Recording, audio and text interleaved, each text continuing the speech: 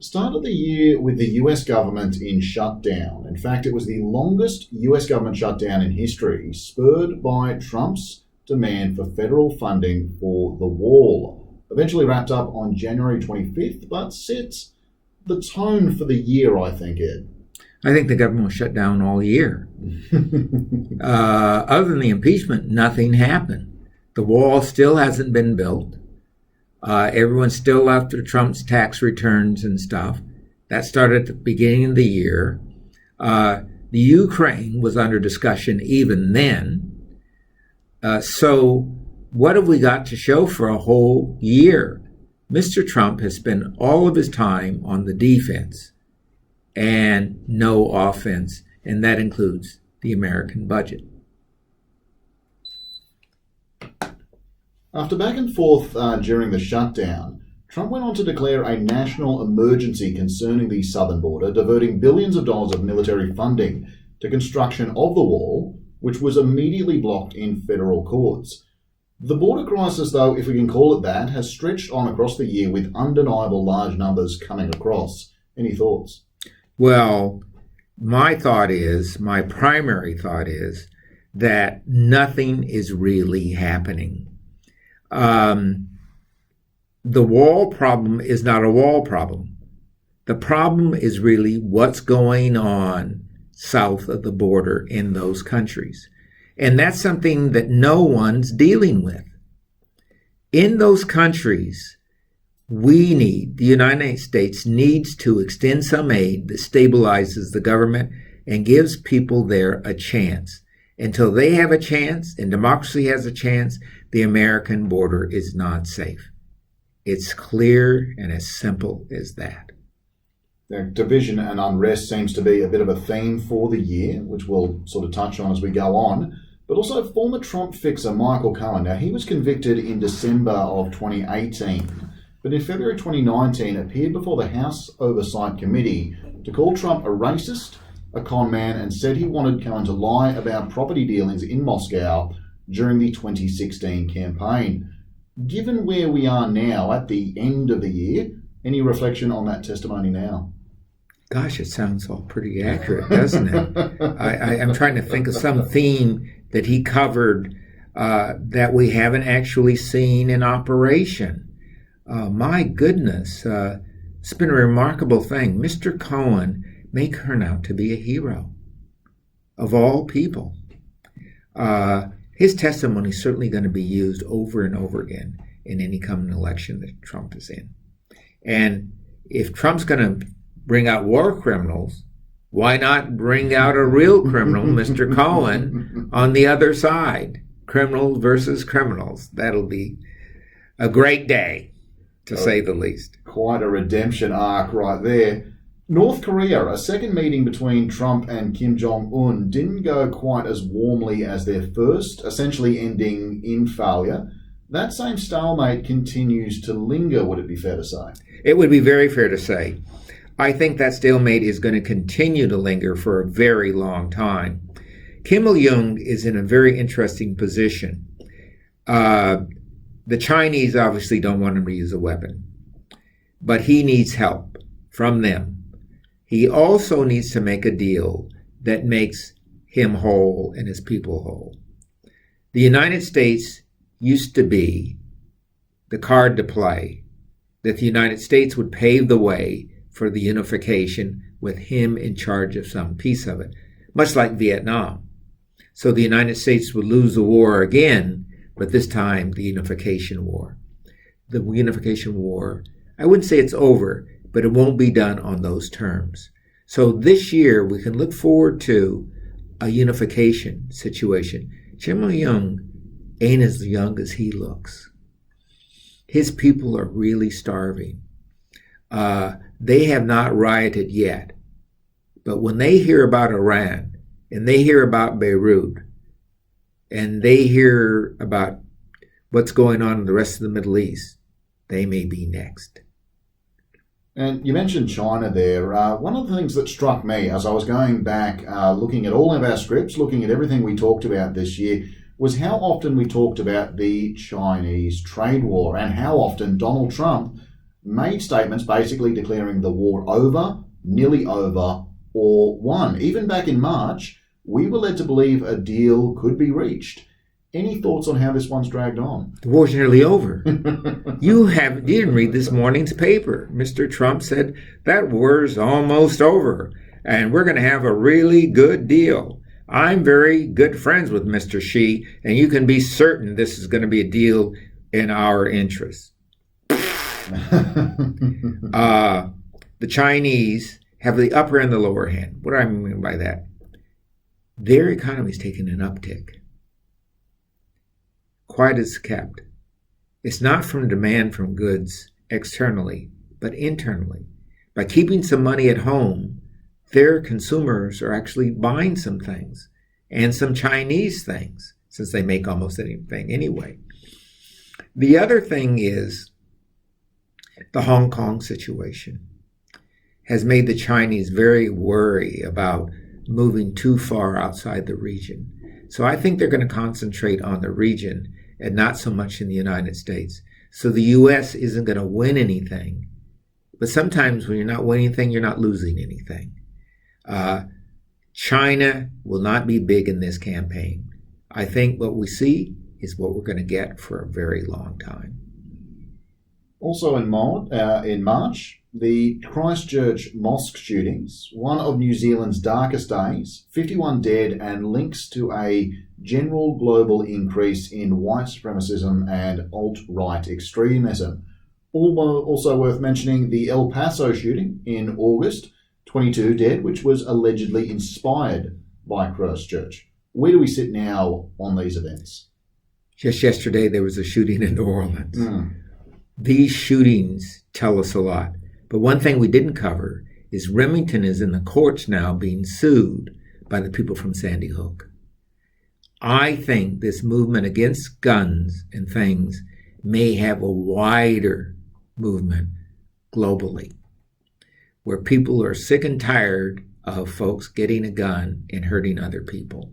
So the gun business is going to turn a corner this year, partially because of the U.S. elections and partially because the gun is not the favorite tool anymore. It can't be, because you hear so many innocent people. So I think we're going to have a turn. This was a very sad year. Trump promised, and this is something you didn't say, on 3 occasions he was going to do something about it. What has been done? Zero. It's like the wall. He's kept his promise. Zero. After much anticipation, the Mueller report was also completed earlier this year and eventually released to the public. After so much anticipation and analysis, it seemed to leave the public underwhelmed that we weren't delivered a smoking gun that saw Trump booted immediately from office. Where was the disconnect, Ed? Well, I think in part we had a different attorney general. So the truth really never got out. But interestingly enough, the truth is getting out now during the impeachment hearings, where they're going back to those same documents, which have now been unclassified, and utilize them as obstruction of justice documents, which, in fact, Mueller was not able to say because of his position in the Justice Department, but implied. So what he's implied is now come out and being said. Why Trump tried to obstruct justice is still weird in my mind, unless he had some deal with the Russians, and it seems to be that's the underlying thing, that certainly the Russians were involved and he's trying to protect them, but he could have let somebody else carry that can. Why did he tell lies? Is it just because he likes lying? I'm not quite certain of what's going on here, but Mr. Mueller, actually, when you saw him giving his testimony, he was a tired man, beaten down. Is this what's going to happen in the near future? Watch out.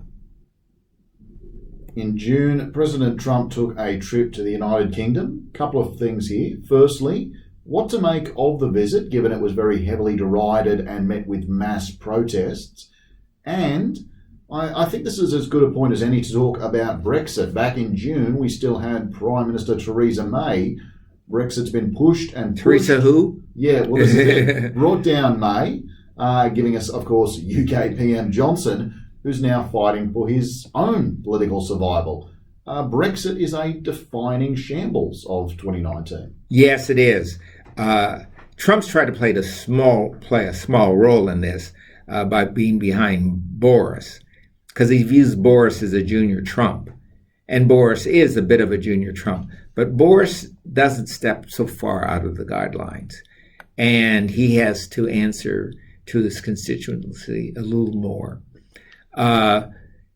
Brexit is still on the table. And let's reserve a good portion of next year, early in the year, to go through Brexit, the pluses and minuses of it, because I think the pluses and minuses will be very interesting for our listeners. I'm trying to get to a plus. In June, we also saw 2 oil tankers attacked in the Gulf of Oman. US quick to point the finger at Iran, who denied the charges. Then, in the context of the September attack on Saudi Arabia's oil fields, again, fingers pointed at Iran. America responded with troops in both cases. Longer implications for the region? Well, the most immediate implication is the riots that are going on in Iran and Tehran. Trump put the screws to them with the embargo. The U.S. embargo effectively was an embargo of Europe because the U.S. it put embargo on oil. And that embargo on oil is holding, which means people in Iran now have to pay twice as much for their own fuel. A lot of products and goods and services are not getting through. And the people there are blaming their own leadership. Interesting enough, they're not blaming the United States. I don't want to give Trump credit. And I don't think he should be given credit. That regime is terrible. But something has to happen because the Iranians and the Iraqis still are very dangerous waters for the United States and Europe. And, well, speaking of which, as I said, unrest is something of a theme for the year, most famously in Hong Kong.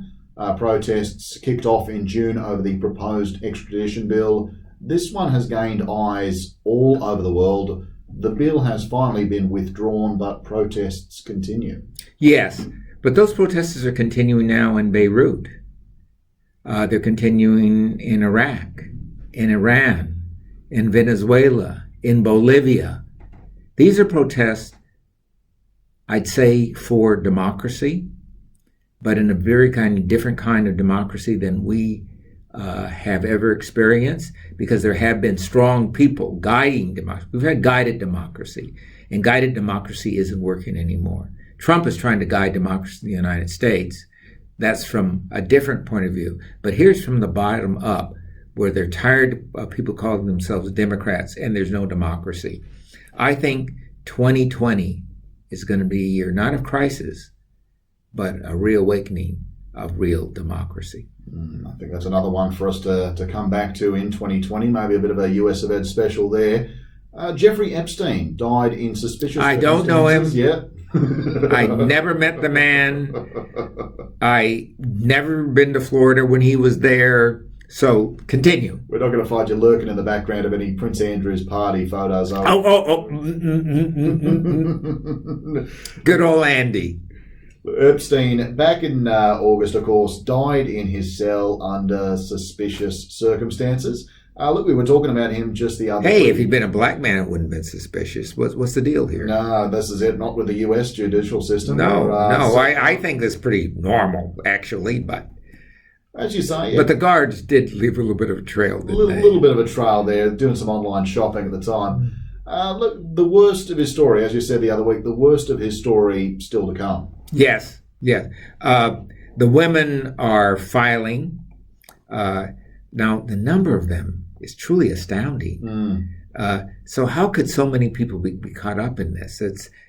This is remarkable, and have it going on for so many years with so many very big people. So I think when this shoe drops, it's going to be very, very painful, and a lot of people are going to go down with it. This story is going to take us into New Year, no matter what. And it's going to be really awful. His death will mean nothing. Someplace there's a record. Well, speaking of great big shoes doing a drop, back in September, so close and yet so long ago, this was when news broke about Trump's conversation with the Ukrainian President Volodymyr Zelensky. That was a perfect call. Yeah, perfect call. Not a problem with it at all. Like this and the start of impeachment hearings over the call have obviously coloured the last few months of this year. So anything more to be said? No. No, I think the impeachment is on course. Trump will be impeached. He's guilty of bribery, which is the first word in the impeachment article. He's guilty of breaching the election laws, and he's guilty of obstruction. Will he be convicted? Yes. Will he be removed? No. When he goes into an election, he will be tried at every stump, every stop, by every newspaper, every day. We'll see what happens, not just to Trump, but to all his coattails. Remember, recently, in the month of November, 2 elections that should have been run by Trump people for governor were lost. Narrowly lost. But this is where Trump won by double-digit numbers, almost 20%, and these people lost. The suburbs are not Trumpdom. And rural areas, rural America, and poor people may or may not save Trump. I'm leaving that open. I want to see who the Democrats put up. September also saw our own glorious leader, our own Trump wannabe, some might argue, Scott Morrison, visit the United States. Much reflection on the trip, Ed? No, Scott was there, and we've already forgotten about it. It was not a momentous event, and he didn't do himself any credit. Going to a rally, a pep rally with the president, was a wrong thing to do. The president never would have done it in this country. No other leaders do that and visit other people's sites and used as pawns. It just lowered him in the eyes of the Australian people and the rest of the people around the world. Too bad he's our prime minister, but that wasn't a smart move. And Israel, it was election results in September that confirmed... And October, and November, and December. Election. You know, I want the election contract in Israel, and then I could get rid of this job on the radio, and I could be somebody important. I'd vote for you. That's all I need. Look, of course, it's very seriously damaged Bibi, but neither side able to form a coalition government. It's damaged, ongoing. But this has damaged Israel. It's damaged democracy in the meaning of democracy. It is another Trump-type problem. I hope the Israelis can solve it, because Israel was founded on the notion that there would be no tyrants. That's how the people got to Israel. October, Trump made the unilateral decision to withdraw troops from Syria, a heavily derided decision that has now meant chaos around US troop movements, with many still in, coming out, going back in. In good news, though, we did see the ISIS leader Abu Bakr al-Baghdadi killed. Thoughts? This is one of these kinds of things where Trump's move had good and bad effects. The bad effect is that Syria is now really lost. The rebels can't take it. And it also means that much of Syria along the Turkish border is in the hands of Turkey. And the very people that tried to help us in this war have been disenfranchised. On the other hand, the Russians seem to be helping now and trying to bring peace to this situation for whatever reasons. I have absolutely no idea. But there's a bit more stability there, and the Syrian war seems to be winding down. In November, 11,000 scientists came together to declare a climate emergency. This is a defining issue of our time, and scientists say we need to start work now to lessen the effects. Unfortunately, this was the same week Trump decided to withdraw the US from the Paris Agreement. And if we go back to September, when Scott Morrison was in the United States, that was the same week climate activist Greta Thunberg appeared before world leaders to take them to task over the lack of action on climate change. Both Trump and Morrison no-shows at that event. It doesn't look good on both our countries' parts for them to take action. We have an international emergency here where the people who understand this emergency and understand its consequences are willing to make sacrifices. But the leadership in the countries in the short term doesn't want to make a sacrifice where they may lose their jobs. And I'm talking about people sacrificing themselves to the coal industry and other similar industries. Trump may be taking the United States out, but governors, even in the Deep South, are staying with that treaty. American cities are staying with that treaty. California laws with respect to emissions will be national laws because most of the cars are in California. So this is a bit of a what do you call it, thimble in the teapot or whatever it is. But the teapot is boiling and it's overboiling. We've already passed the target. Where we end up is the important question, not can we stop it. Look, finally coming into 2020, I mean, the election race, obviously, the presidential election race is a very, very, very long race. What have we seen of the 2020 results, do you think, in 2019? What have we learned? Well, we've learned a couple things. The Democrats have weak candidates. Joe Biden, I was depending on him to be a little stronger than he is, but I think Trump has actually effectively wounded him deeply with this business in the Ukraine. His son never should have been there. Even if his son were an expert on oil, he shouldn't have been there. I don't think he was expecting to run for president, and this caught him off guard. How he'll make up for that, I'm not certain of. Bernie had a heart attack. No one's going to forget about that. A heart attack is, you're out. Bernie isn't going anywhere. And Elizabeth Warren has had a brain attack. The things she said about medical care for all and about the tax on wealth disqualify her. You can't run a country with that kind of stupidity. Even lawyers, including me, can do addition and subtraction, and you can't have a budget larger than the amount of money you're going to bring in, and you can't bring in all the money from the rich and think you're going to have money left over because they move their firms to other countries and the like. So there isn't much of a field. We're hoping that there might be some new candidates. It looks like Bloomberg has come in. Patrick Duvall from Massachusetts come in. But the light is not burning yet. You know who the best candidate for president right now is? Nancy Pelosi. She's the best thing the Democrats have. And after that, Adam Schiff. And in looking at the year in the rearview mirror and looking ahead to 2020, I mean, anything else we should be taking a second look at or looking towards? I want to look at the deep state. It works. My colleagues in the State Department, I was a junior Foreign Service officer. Actually, I was a senior Foreign Service officer. It was just junior in time. Were magnificent.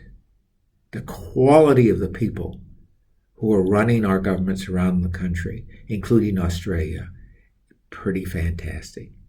They've been here in Australia, they've been saying the water crisis is what it is. They call the fire crisis that we had. In the United States, they're saying what Trump did. They're standing up for freedom and rights all over the world, in France, in Germany, in Italy. It is the public servants, and particularly in Great Britain, that are keeping the nations together. Thank God. Good night, Deep State. Beautiful. Fantastic. Good.